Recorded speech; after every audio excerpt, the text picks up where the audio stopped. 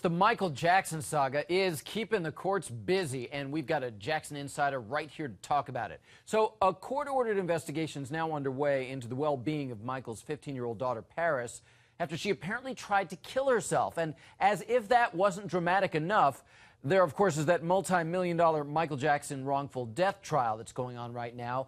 Could it all come down to spin, specifically Michael Jackson's spinning?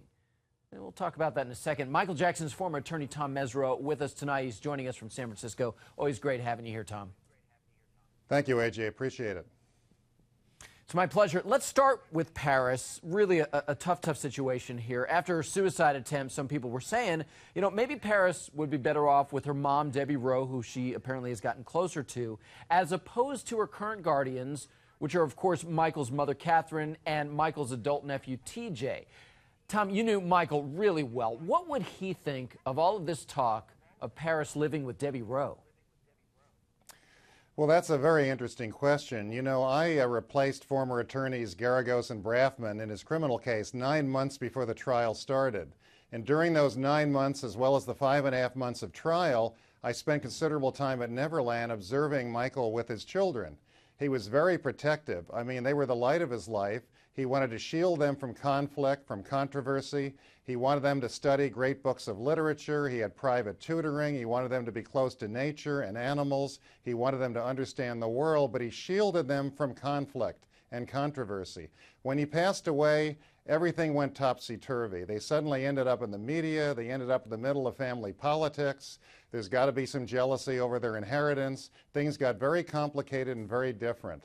I think Michael would understand why she would reach out to her mother, why she would want to be with her parent. Michael was a very kind-hearted person. He was a loving person, generous. He loved his children, and I think Michael would be okay with it. So when you look at Michael's kids, knowing them how you did, knowing Michael how you did, Tom, is it how their lives got so topsy-turvy and opposite of Michael's desires and intentions? Is that what worries you the most? Well, I think to have children, and they really are kids, she's 15, to have them exposed to the media on a constant basis, to have them under a microscope, which Michael always felt denied him the childhood he should have had, to have them under this constant pressure, constant scrutiny, family politics right in the middle of it, which Michael shielded them from, to have them dealing with the problems of reputation and wealth and status in the schoolyard, where she apparently has been subjected to bullying. You put all of this complexity together, it's not what Michael would have wanted at all. I think that if she goes with her mother and finds some stability and finds some love and gets away from all this complexity, I think he'd be okay with it, and it'd probably be a good idea. As I've said before, it is just unimaginable what the entire family is dealing with right now. You look at what Michael is even going through in death, still under the microscope, with the wrongful death trial underway right now.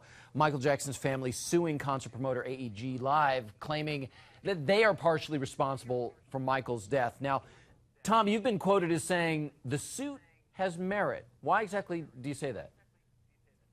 It has merit because AEG wanted to take risks. They wanted to take risks to make a big financial return off Michael Jackson. And when Michael introduced them to Conrad Murray, in my opinion, they decided to assume the risk and responsibility for Conrad Murray. They did this hoping they could make a lot of money off of Michael Jackson. They believed in Michael Jackson. They invested $30 million in him before the tour even started. And they took responsibility for a doctor, and now they're trying to wiggle away from it because it didn't work. They're big boys. They had plenty of lawyers. They prepared an agreement. They had Murray sign it. They sent emails reminding everyone who was paying his salary. They were on top of things that they thought would help them make a big money in London, make big profit in London. And if they dropped the ball with the doctor who was supervising him and treating him, that's their responsibility, that's their fault, and I think the jury will hold them responsible. Well, it'll certainly be interesting to see what happens, because obviously AEG Live and their lawyers have what they feel is a compelling case. They've been saying so many disturbing things about Michael Jackson in his last days. Charles, if you could put up what the lawyers put up in court, the side-by-side video of Michael, 2001 is him on the left, and him rehearsing for the This Is It show weeks before his death in 2009 is there on the right. Tom, AEG argues that it was Michael and not AEG responsible for his decisions. I mean, wow, what a difference it was in those 8 years right there. Well, but AEG entered into a contract with him. Why did they do that? AEG knew who Michael was. They knew who he was better than most companies would.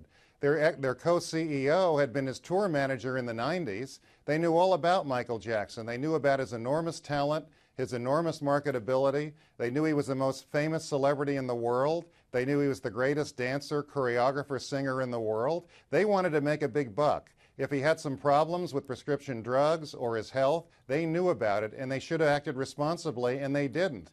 They were there to supervise Conrad Murray. That was their job. They assumed that responsibility to make a profit, and it blew up in their face, and now they want to just wiggle out as far as I'm concerned. Well, Tom, thank you so much for your special insider insight. It's always fascinating. Tom Mesereau, thanks again. Thanks for having me, AJ. Appreciate it.